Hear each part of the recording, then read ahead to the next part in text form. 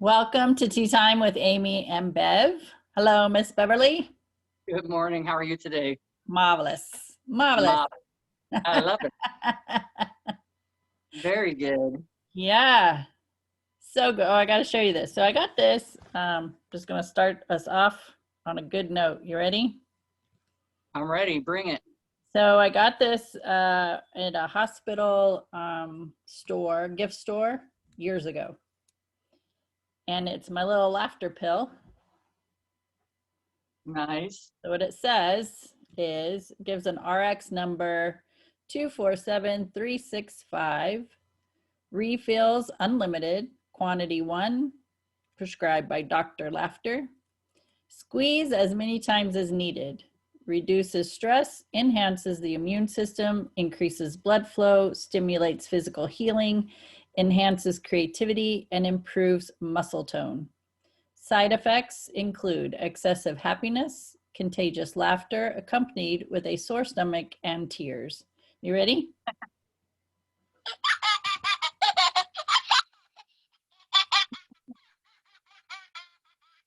That's cute.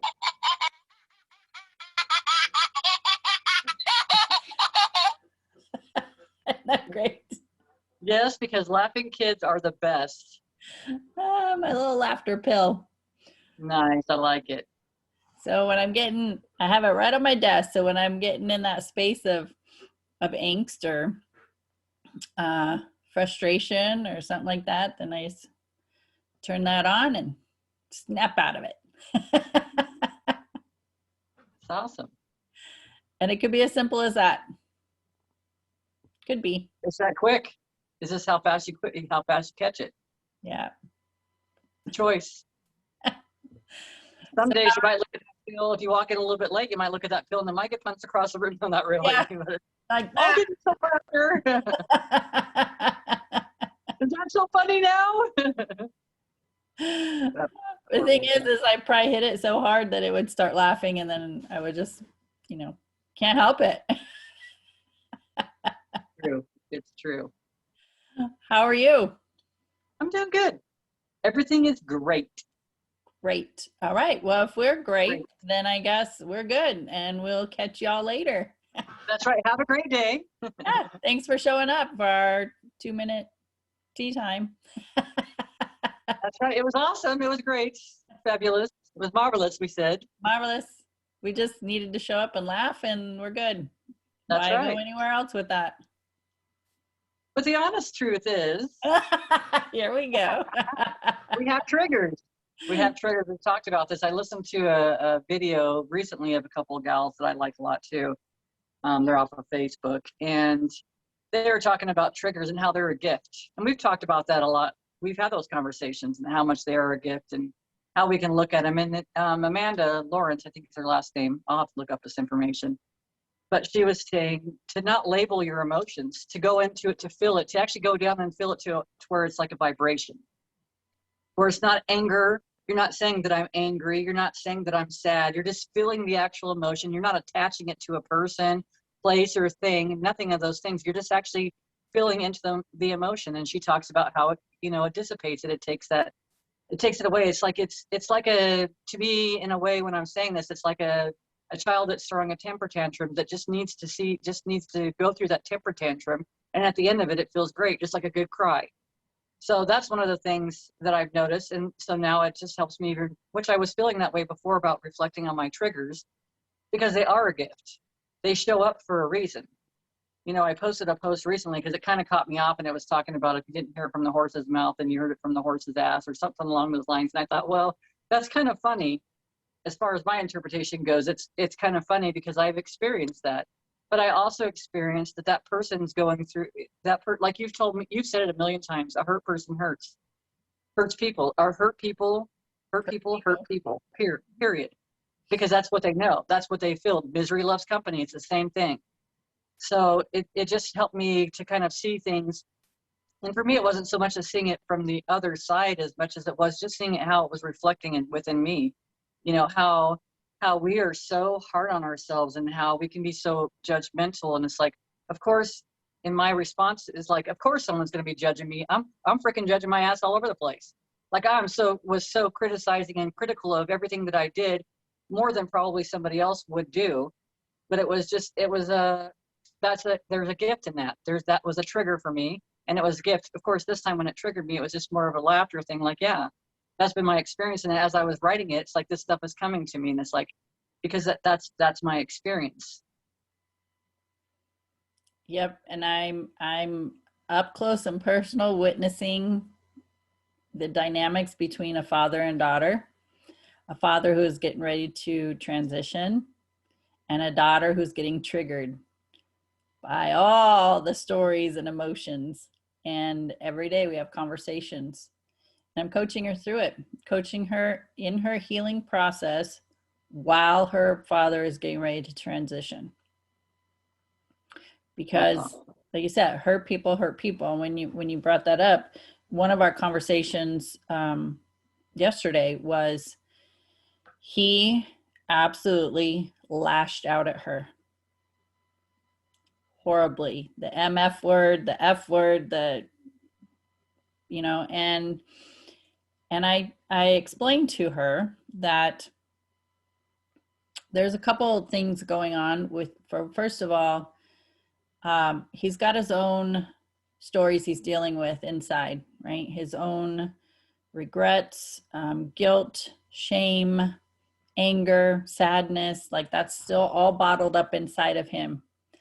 And what's very common is we usually lash out at the people that are closest to us. Partially, I feel, is because we think we can get away with it. They're not going to do anything. She's learning to stand in her power with it, though, because she has flat out told him, you will not treat me like this. So it's teaching her to be in her power of standing up for herself and using her voice, which she hasn't really been able to do. I mean, she wasn't able to do it when she was little. So now the little girl inside is getting wounded by his words now, and learning that I'm 43 years old. You cannot talk to me like that. I am here to help you. And if you want me to, I can leave and I can hire somebody to come and do this for you. Somebody you don't know, a stranger, if that's what you want, right? So she's learning to use her voice, use her words, stand in her power, not take the abuse anymore. So that's one side. Another side is she doesn't live here. She lives, and she has a family in another state. And so has taken her time away from her family to be with him. And if you've ever seen, I mean, we've all seen the movies where you get attached to an animal, but you know you have to set it free. And so in order to get it to go, you have to be mean to it, right? You're like, get out of here, go, right? They're just trying to get them back out into their own environment. And that was another thing I was telling her. I said, he may be doing that to get you to leave so it's easier for him to transition, because he doesn't want to transition while you're present.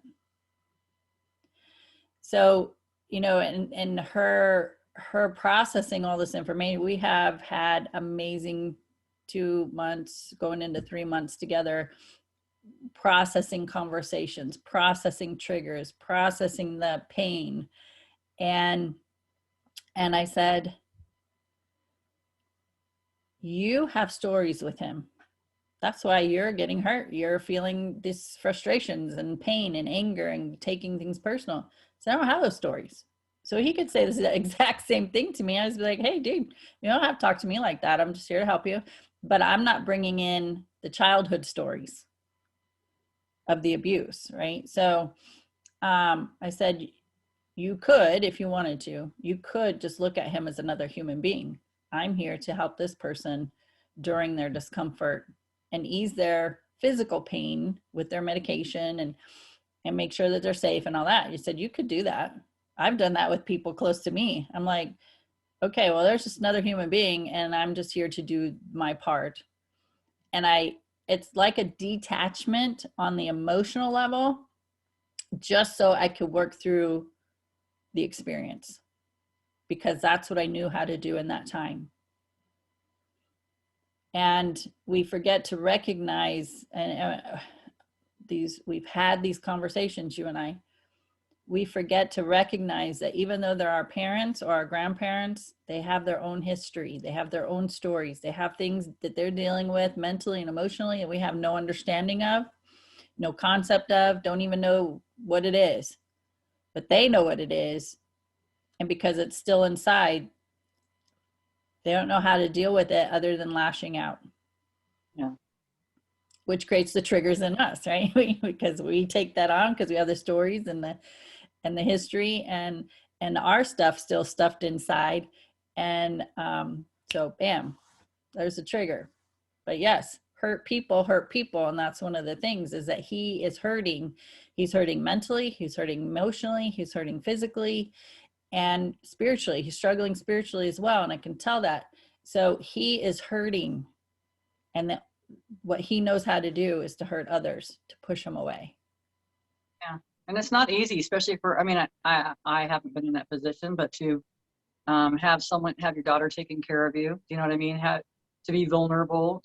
We've talked about the emotions as splinters, or I brought up before, and how it's working its way to the surface, and it's coming out this way. And also it's such a gift for her too, because she's probably empathic. She's probably picks up on this stuff because I've done it. I did it forever. You know, I'd walk into the house and it's like there was a certain energy, and it's like I would automatically match up with that energy immediately. So whatever you were giving me, I was giving you right back. But the thing is, we don't have to be in that space, and that's a big step when you can recognize that I don't have to be in this space. I don't have to participate in this behavior. I can be here and be loving. And like you said, loving sometimes is just honoring yourself. If they don't want you there, then it's time to go. But he probably is trying to, push her away. He's having to be vulnerable now. He knows that this is not, he knows this is coming to there. It's close. We all know that we're going to leave, but there's no escaping this. It's happening. And like you said, having your daughter there, I don't know that I'd want my family around like that, taking care of everything, because then that means I have to give up that power, right? I have to give up that control.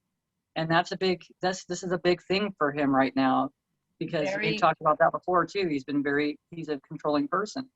He's very vulnerable right now. So he has zero control. His daughter has now seen every part of his physical body, because she's had to help him be clean and use the bathroom and, accidents and all that. So that's rough. Yeah. Just for her and for him. I mean, that's rough on both sides. So she recognized this. She's like, I'm being the caretaker. I'm not being the daughter. Yeah. On the other hand, I don't want some stranger coming and taking care of him 24/7. A stranger in our home just hanging out. So she's struggling with that. And this is another reason why I'm very involved with it, because I'm helping them, giving her some reprieve and that. So there's just such amazing people with hospice and stuff. I just don't, you know what I mean? Having someone in, at least even throughout the day, she can still be in and out, and that way that she doesn't have to worry about people doing anything wrong against. But sometimes we need that break, and sometimes it's giving up that control too, just to have that break. Yeah. For them to be taken care of by someone else. When my mom was passing, she was dying of cancer, and my sister did a lot of stuff, but it's like at the very end, we were all doing it. My daughter too. We were all taking care of her, getting her because she couldn't go to the bathroom. By that time it happened that she just couldn't even go to the restroom at all, or to be able to get up. She just didn't have the strength to do anything like that. And it's like, it's just a rough thing, but I'll tell you what, having hospice come in and do some of these things and help her with her showers or bathe her or whatever was such a relief. But yeah, they do have hospice coming in to do things like awesome. that. They have the nurse coming in every other day. Yeah. Because they're amazing. My God, talk about some amazing souls that do that work. But because it helps, because we need that break once in a while. Mm-hmm. That 5 minutes to go take a breath, which we talked about last week. It's just a matter of taking some time for ourselves. And in a situation like that, sometimes it's kind of hard. Especially when your life revolves now, because now she's become this caretaker to revolve around doing everything and taking care of all this stuff, that she's going to go through a lot right after this all happens. Mm-hmm. It's going to take her a transition time, because now she's been so much involved, and then all of a sudden that's going to be taken away. Of course, going back home will help a lot, but it's almost like like we talked about before, he's helping her to fast forward. one of the conversations, which was an easier way. So you have to wonder what's the struggle on both sides, right? Because an easier way was before a comment was made that he told her these things, but he says, I'm telling you this because it's for you. It may have been my experience, but this is for you. So, and that was an easy way for it to come about, right? So they were both in an easier energy and everything else. So it's, man, I don't know. I'd probably be in that house, staging the house all over the place, freaking burning candles. I don't know. Because that energy, you're in a process of transitioning. I'd be playing some really good music around that place too, you know, good, peaceful. Yeah. He likes jazz. So we Uplifting. play jazz music. That's awesome. That's awesome. I periodically through the day just, you know, fill the home with the white light, cleansing the home, just using that visualization. Awesome. We will open crack a window on one side of the house. So when the front door opens, there's a quick cleansing of the air. So you know, there's different things. I can't get too, we set up a essential oils diffuser. So it's like not getting too woo woo about some stuff because they think, you know, might think we're a little, I don't know, we're going to put them in the middle of the floor and do a seance or something. I don't But just following in the light, like you said. Yeah. Just following in the light makes a big difference. And pray for them every morning before I go over there. You know, calling in the angels for her strength. You know, just there's a lot of being very attentive of the energy. They have a grandson there now. He's very hyper, loud, and I mean, it's just before he got here, it was just four of us: mom, dad, daughter, me. Okay, and so we got our flow, and we got our, you know, everything's toned down, everything's cool. And then you bring this young person in. He's 27, but you bring him in, and he's got this hybrid. He's got this high energy, loud, and I know this about myself, so I recognize it very quickly. Typically, I can be grounded in the morning, and I'm good for the day. Like I'm connected, I'm good, right? I did that. I went over there, I was over there for a few hours, and I could feel myself just getting, like, my energy getting sporadic and on edge. And I was like, okay, I know what's happening here. So I went in one of the bedrooms, and I'm just like, okay, Archangel Michael, whoo, need you with me, man.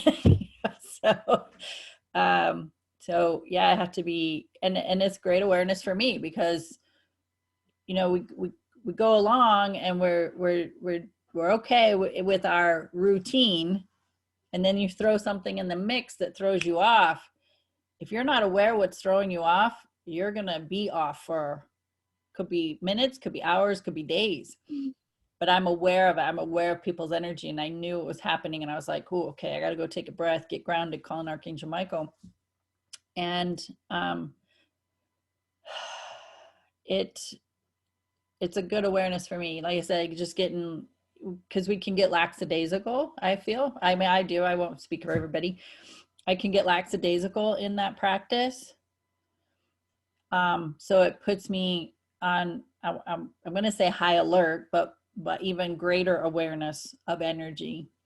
And he is also, because he lived with this, with grandma and grandpa on and off throughout his life. So he's in that space of wanting the acceptance, wanting to feel loved, proving, you know, he's good enough. And so now he's doing it where I've been coaching the daughter, and now I have a grandson in there who's now doing it too. But what's interesting is I'm coaching the daughter, and the daughter's repeating to the grandson. Nice.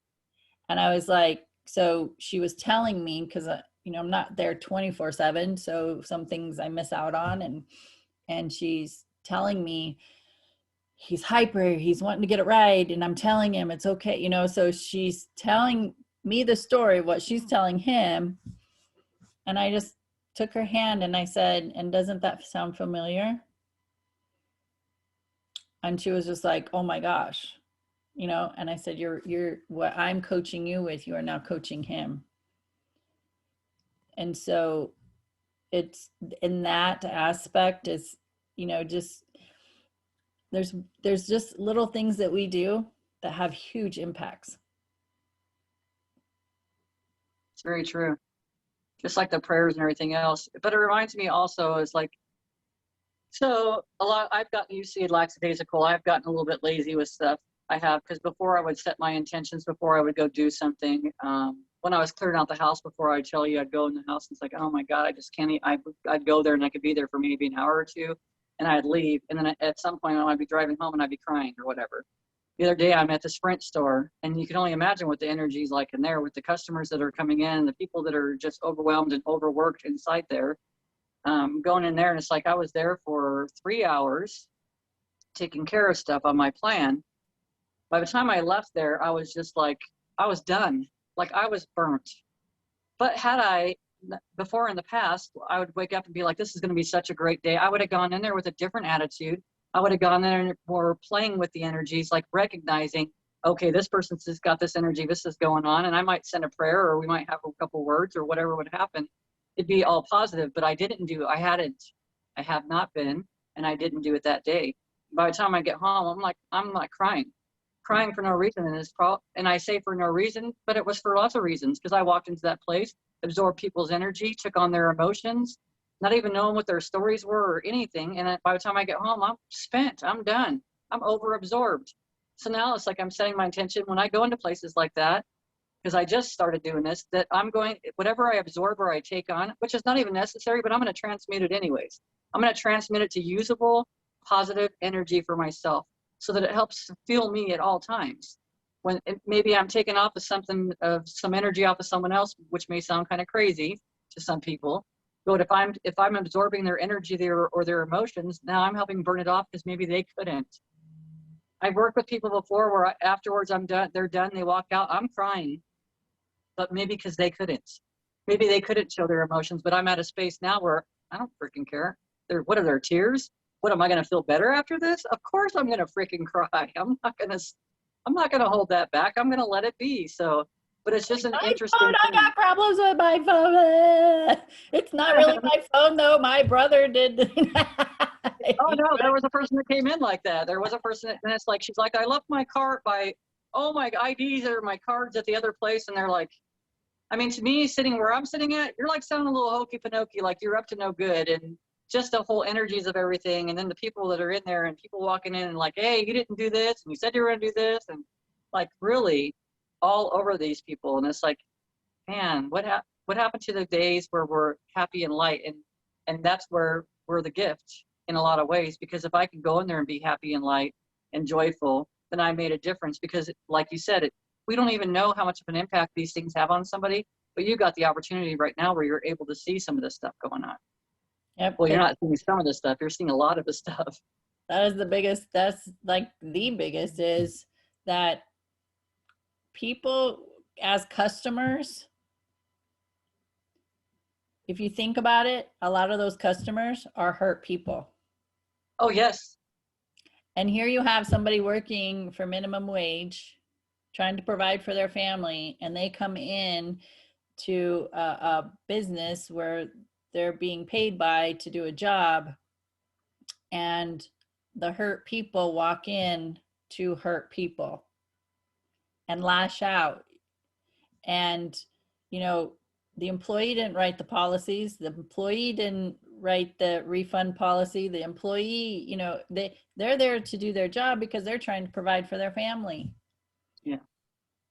And as a customer to walk in and, you know, destroy a department, go through and take all the clothes off the hangers and throw them on the floor, or yell at the employee about something, or it's like hurt people.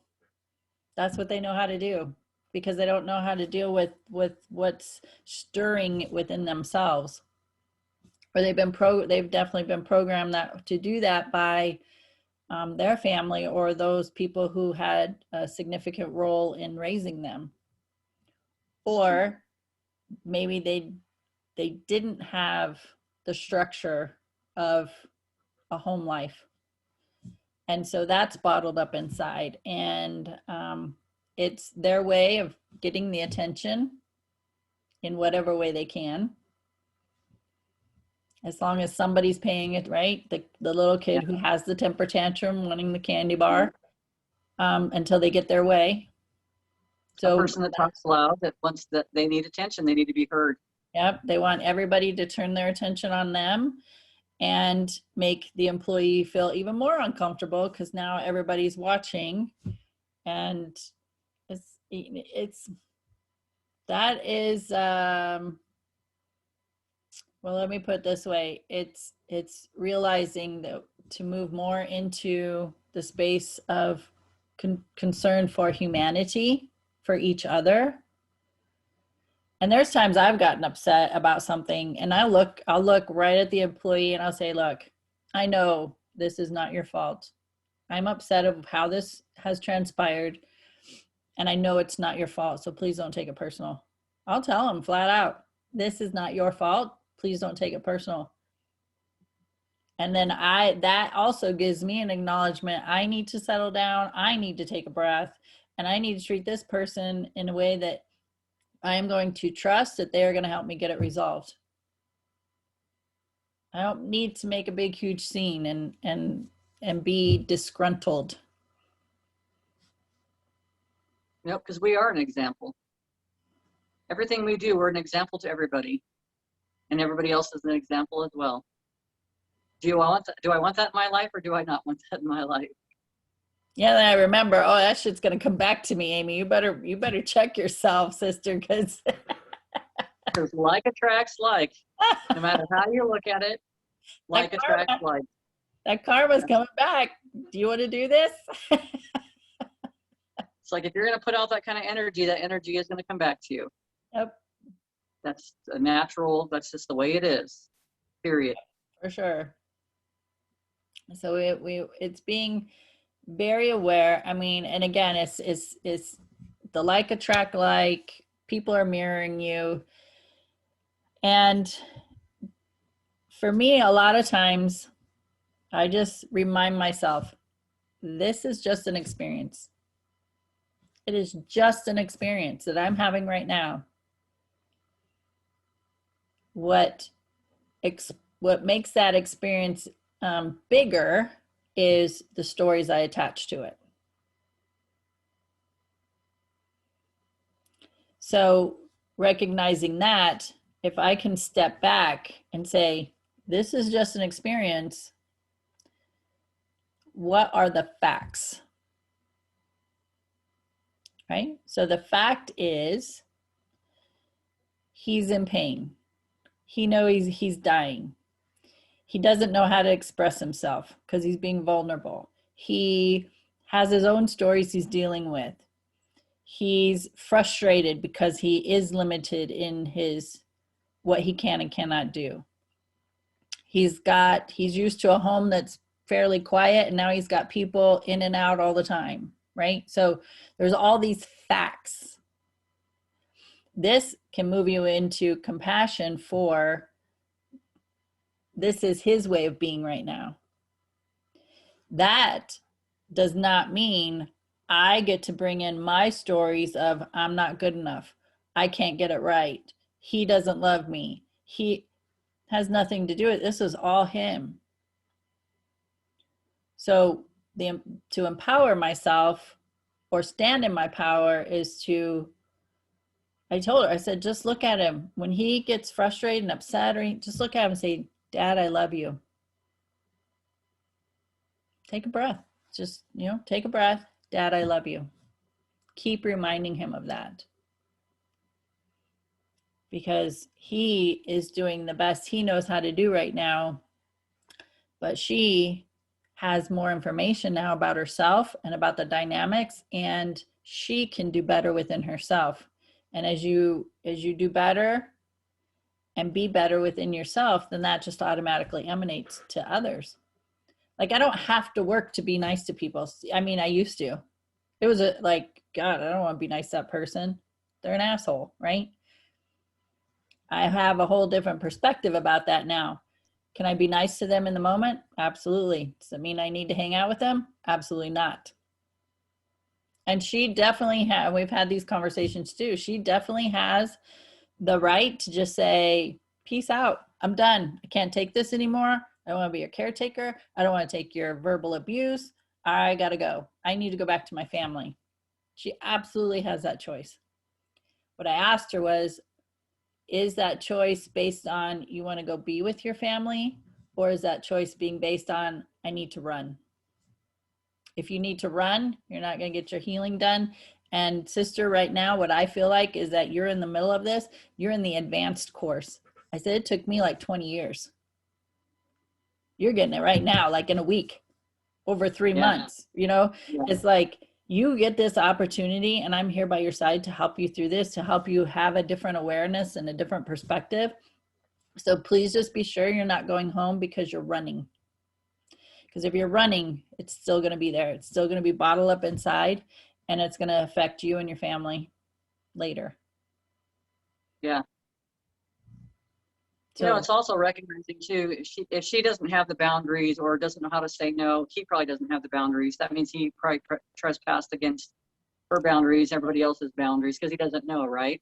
right. So he's in this place and he's lashing out and being, I'm just assuming or guessing, he's lashing out. So his way of lashing out might be like, I need it quiet in here, because he doesn't know how to use his words, right? He doesn't know how to speak, do all this stuff. Yeah, I was going to say, look, I don't want any visitors. Or listen, I sit quiet.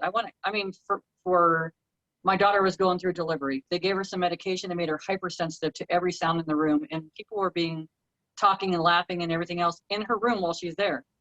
All she had to do is say, you know what, I would like you guys to go ahead and leave. I'll let you guys know when I get closer or whatever. And that's the same for him. I need some time. You guys, thank you for coming and visiting with me, but I need some time.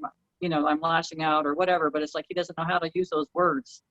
So this is like a huge opportunity for him on his way out. Yep. So it just depends. Is he just going to is he going to push him away this way, or is he going to all of a sudden realize, because if she shifts her energy like you're talking to her and she is shifting her energy, he's probably going to become softer too, because he's reacting off the energy as well in the house. Because it just goes back and forth. It's like playing ping pong with an angry person. Yeah. And that's happened. It's happened 2 big incidences where he's lashed out at her and she's just like, you're not going to talk to me like that. So they get through that, and then he's nice to her. And then something happens, he gets triggered, and then he lashes out again. She's like, no, we're not doing this. So, and then he'll be nice. So it's like a going back and forth, but the beauty that she gets to walk through this and have these different realizations about herself and her childhood and her little girl still being emotionally wounded, and learning how to see it in different perspectives. Like we've had some deep spiritual conversations, and some days are heavier than others for sure. Yeah. And just realizing there's nothing wrong with you. Just because he might have had an opinion that maybe she couldn't meet the standards of, doesn't mean there was anything ever wrong with her. There's nothing wrong with her. And that's not always an easy comprehension for everybody, to all of a sudden realize, because a lot of times when a person gets sick or something like that, they start blaming themselves, like, what did I do to deserve this? And you automatically think you did something wrong, that you deserve this, when it has everything to do, I believe, with how you handle those emotions. Am I stuffing those emotions? Am I handling those emotions? How am I treating people? I mean, it's not if you treat someone bad, but it's like you just have all this energy within yourself. If it doesn't feel good, don't do it. If you're doing it, if you're living by that, you're not going to hold dis-ease within the body, I believe. But it's just interesting because this is, man, what a huge freaking, she's getting a lot of tools in that tool belt all of a sudden, like real quick. But it's so empowering, and it's so, you have so much more control and don't have to become part of the reaction any longer. And that's awesome. You don't have to jump right into the freaking hurricane. Right. Yep. And and there's a whole lot more to what's happening too, because she is in this dynamics of doing her own healing while her dad's going through this process. And what she's learning with me, coaching her through this, it has already showed up with a difference in her conversations when she's talking to her family, with her husband and her kids. Awesome. She's also recognizing that how her old way of being, how she showed up all these years for her kids and her husband. And she's just like, oh my gosh, I have been doing this, I've been doing that, you know. And I'm like, it's not that it's wrong or right. Of course, she's looking at it as wrong. It's not that it's wrong. It's what you knew how to do. That was your programming. You did that since you've been little. So it's not that it's wrong. It's an observation now that that's what I've been doing. Now I get to choose. Am I going to keep doing those things, or am I going to change it? So you definitely have a choice. And I tell all my students this, friends, I'm like, you have choices. Whatever your choice you decide to take, I'll support you in it.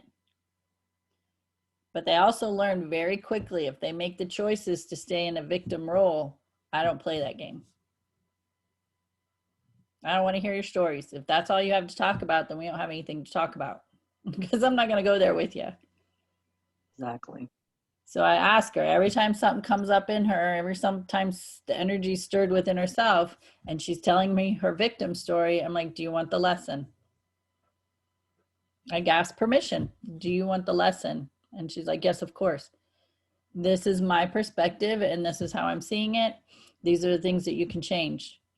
And she says, okay. I mean, she's been very much, of course, she's been in her victim role, but that's how she knows how to receive it, because she's still learning. But she's very open to being a student as well.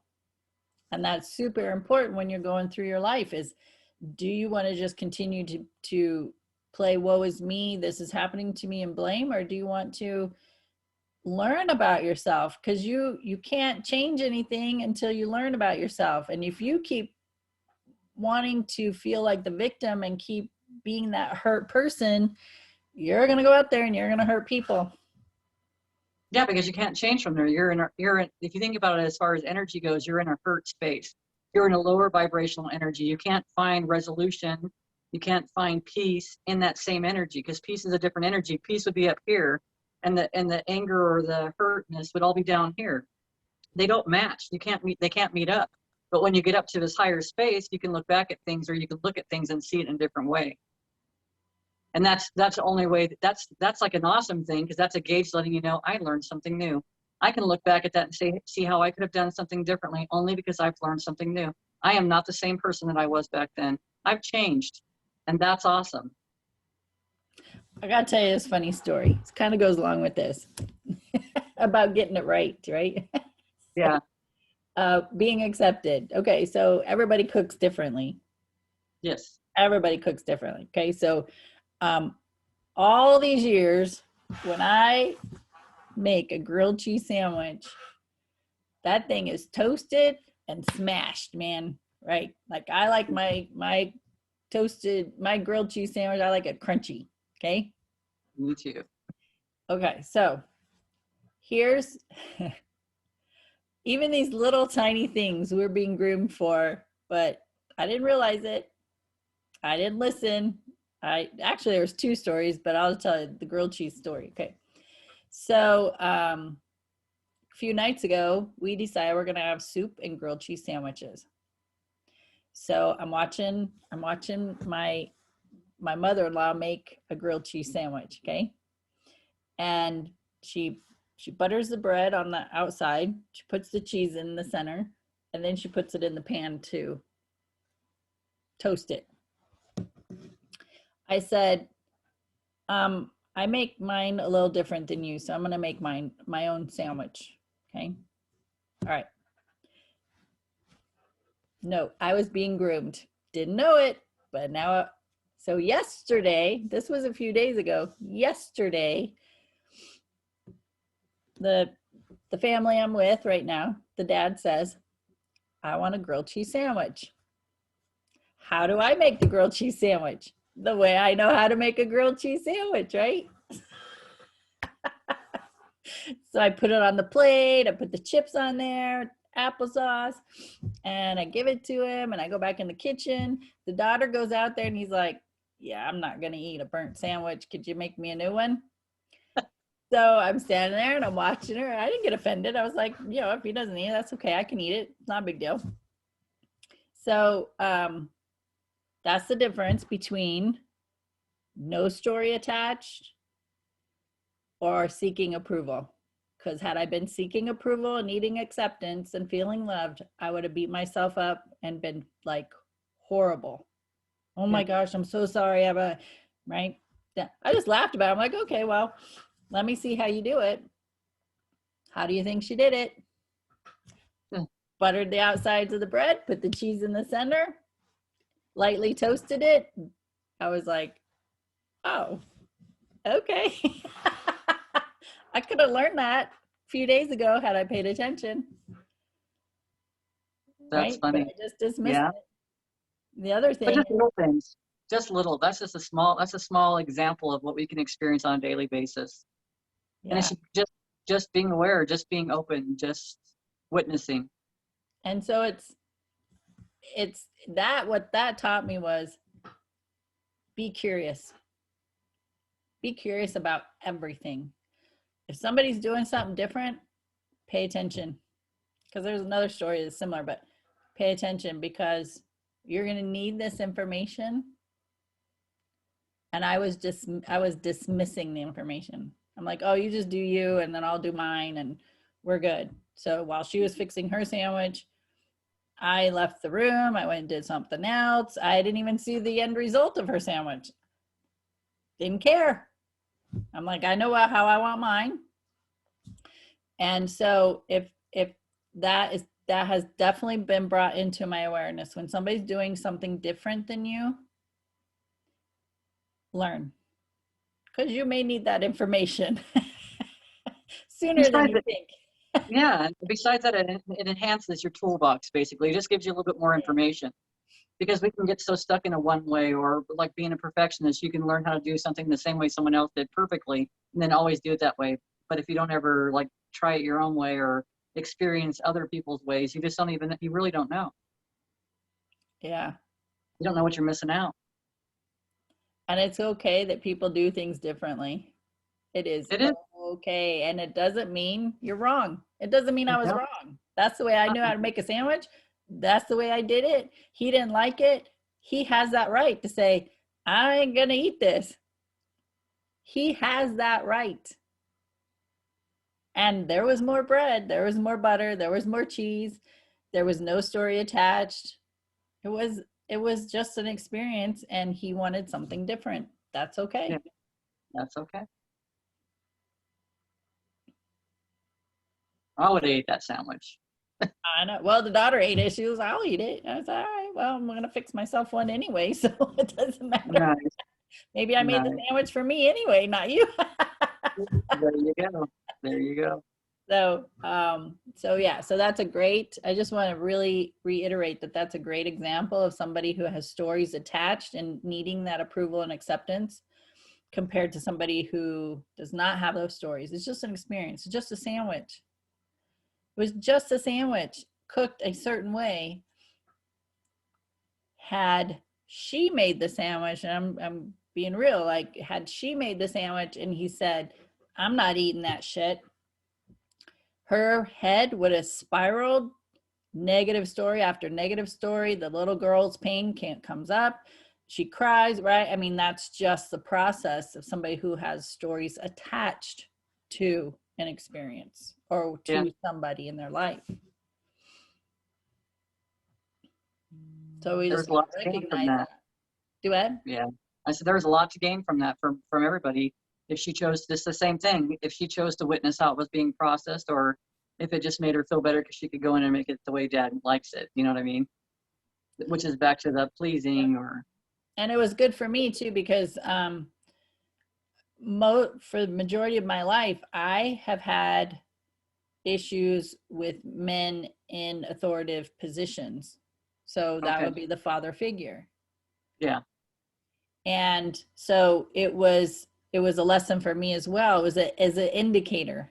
It was an indicator for me of how I'm doing, because 10 years ago, I would have spiraled with the stories. Can't get it right, not good enough, still not feeling accepted. I'm wrong. I would have done the same thing. But my indicator said, just laugh about it. It's okay. It's just a damn sandwich. Wait, really? A sandwich? Nothing in the world. Yeah. A sandwich is gonna make you depressed? A sandwich is gonna make you cry? Really? No. I just kind of laughed it off. I said, oh, okay. Well, show me how you do it. And I opened myself up to learn again. Show me how you Yeah. do it. I'll watch. So it was okay. We were all okay. It's kind of crazy too, because if you think about expectation, right? He had an expectation for the sandwich to be a certain way. When he thought about a grilled cheese sandwich, in his mind, he probably saw the way he would see his grilled cheese sandwich. You know what I mean? Just the sandwich, an expectation, something putting energy outside of ourselves for something that's supposed to make it, expecting that to make you happy. It's just kind of an interesting thing that we all go through that. I feel at some time or another. Absolutely. For sure. Let's just take a breath here, because it was good. It was a good conversation. I want to see, because you raised your hand a while ago and you got beads on your arm. I want to see Oh, them. And I just want to show you something, okay? Because you can't see it, but I want to show you something. We match? I was like, when you went like this the first time, I was like, oh, I got that color on. I was excited inside of me. Nice. I really wanted to interrupt you. It's good because it's got a lot of communication for the blue, right? So if you think about your throat chakra, and then there's so many other colors that are on here. It's got the orange, reds, and the blues and the purples. Show everybody, just bring it up and let people see it. There's just a lot of different colors on it. And it's like the prayer beads. Can you go through some of the colors and maybe tell people what they are? Oh gosh. Or the beads? Yeah, there's like sodalite in there. It looks like amethyst. There's some red stone in here. The other way. No. I only see your hand. It looks like that. I was in the wrong position. There you go. So there's like reds and blues. There's like looks like sodalite. I don't know if it's lapis. The blue colors. It's got red and orange, and it's like the oranges mixed with some yellow flecks inside of it. Some glass beads. There's like just a lot of different stuff. All the chakra colors are there. Yeah. The greens. So it's just really. I saw it this morning because I was looking for a color to go on. I didn't have a necklace on, and I wanted something that had more color to it, and also had the blues in it. So, because it's good for communication. Yeah. I would look at that as a couple different ways. Is has all the chakra colors in it, and it also has the archangels that I work with. Has all the archangel colors there too. Gotcha. And then it's got a little tiny. I don't know if you can see it. Yep. Yeah, it's a tiny tree of life. Yep. So, and I didn't really used to care for those so much, but my mom really did. And it's like I like a lot of the artwork I see that's the tree of life and stuff. So it's and it was a gift that was given to me. I was like, oh, that's pretty crazy. You gave me this and it has the tree of life on it. I like it. And you say, thanks, Mom. Thanks, Mom, all the time. All the time. It's funny how how people show up. They show up all the time. Oh, for sure. We get physically, in the physical and in the spiritual, of course. We get those messages in every direction, every day, thousands of times. Yeah. Oh. Ridiculously. And it's like just a matter of listening. I was just reading the book called The Tao of Pooh. And it's talking about each of the characters, like Winnie the Pooh and Eeyore, and how they are, and how some of them, Al might be smart or whatever, and just have a different perspective on life and stuff. But how Pooh is always happy. He's happy it's Thursday. He doesn't care. Well, I came over.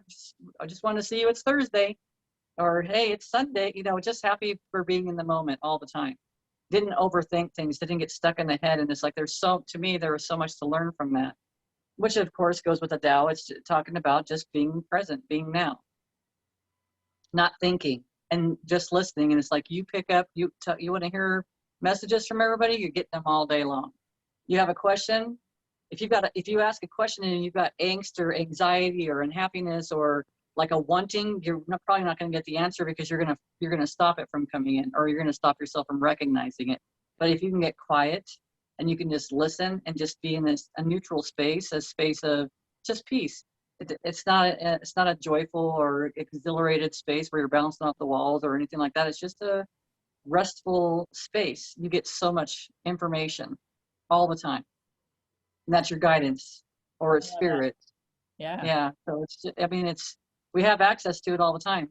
For me, I couldn't stop my noise in my head for years. I couldn't slow down long enough to hear anything, because as soon as I slowed down, then I had that mind chatter, like, you know, it's the same typical stuff. I could be doing this or that, or, oh God, I forgot I got to go do this. And it's like, next thing you know, you're doing something else. Yeah. But I've learned now, you rest. Oh yeah, yes. I want to talk about the characters of Pooh, because I know somebody very close to me who used to wear Eeyore t-shirts, and she had Eeyore figurines around her in her home. And I was learning about, this was early when I was learning about energy and stuff, and I recognized, I think that might have been one of the biggest lessons about energy, is when I recognized that she was portraying the energy of Eeyore. So when you said, when you start talking about Pooh, I was like, immediately what came to me is wanting to, if you're wanting to increase your energy, be more energized, then take on, think about the energy of Tigger. She's bouncing around and happy and joyful and just, right? And so I needed to hear that right now. I needed you to talk about that because immediately it just Tigger came into mind. I was like, oh, I could channel Tigger's energy. That would be awesome. That's right. But I wanted to share, like, the energy that you surround yourself with is the energy that you're going to take on, and it's going to be evident in you. So this person was low on energy and sluggish and sad and, all those things. I'm like, you got to stop wearing those t-shirts. You have got to stop wearing those t-shirts. I mean, things that you wear, words. I've seen people wear things with words on them, and then I see their behavior and how they talk. I'm like, oh, no wonder. The typical thing is kids, because the kids' shirts would always, the little girls' shirts would always say these nice little sayings, and then the boys' shirts would say like maniac or crazy or, crazy stuff. And it's like, I would notice even with Colton when he was little, if he wore a certain shirt, his behavior was totally different that day. And he doesn't even know what that word is. Because it has an energy to it. Right. It's just a natural thing. So, I mean, I recognized that so long ago because I had slowed down enough to recognize it. Yeah. And it's like, when you think about it, we actually have all those characters within us. If you think about Winnie the Pooh, we have every single one of those characters within us. It's having balance. So if you're going to have a bunch of Eeyores, maybe you should add a little bit of Tiggers and, have more of a harmony inside the house, have all the characters, because every one of them they have, just like a person, everybody has good aspects to themselves. They all have good qualities. It's just, what are you paying attention to? Are you paying attention to the good qualities or things that reside within yourself that you don't like? Mm-hmm. Absolutely. Anyway, that was a little lesson on energy. Nice. Yeah. Different way, right? Yep. Get you some beads and put them on your arm or a necklace, or even carry Yep. something in your pocket. That'll help you. Yep. And there are all kinds of stones that are good for so many different things. So thank you, Miss Beverly, for your time and your wisdom and sharing with us. Well, thank you for yours as well. And I really much appreciate your time. Thank you. And of course, we appreciate everybody's time and energy who watch these videos. And our goal is to bring forth the wisdom that we have from our own experiences to share with you that may help you get through your life experience or help you along your journey. And this is what we do. Yeah, So, love us or not, here we are. that's right. We're just helping you recognize there's nothing wrong with you and you have an opportunity for growth every moment. Every moment. And you may know somebody who would benefit from hearing this as well. So we just ask that you pass it along. And it may not be something for you, and that's okay, but you know somebody who would enjoy it. So we just ask that word of mouth is great advertisement. So if we're doing our job, then we just ask that you partake in sharing the information with others. You can also leave your comments and questions in the comments in the chat box, and we will respond to them to the best of our ability. We are not people who say we know everything. We are not know-it-alls. If we don't know, we're going to tell you we don't know, but hopefully we can provide you a resource. So we are resourceful in providing you information that will help you. So with that, you can also contact us through email, Amie, A-M-I-E, and spelled out, A-N-D, Bev, B-E-V, @gmail.com. We're also on social media in Facebook with Amie and Bev, and that's it, Amie and Bev. That's our Nice. Facebook page. And then there's Amie and Bev Community, which is a private group. So in all those ways, you can reach out to us. And that's what I got. What do you got? Got anything else? No, have a wonderful week. Yeah, absolutely. Set your intentions of what you want it to be. Wake up in the morning excited for the day. And stop hurting people. Specifically yourself. Let's be kind. Let's be kind humans. That's right. All right. We love you all. Take care. We'll see you Love next you. time. Okay.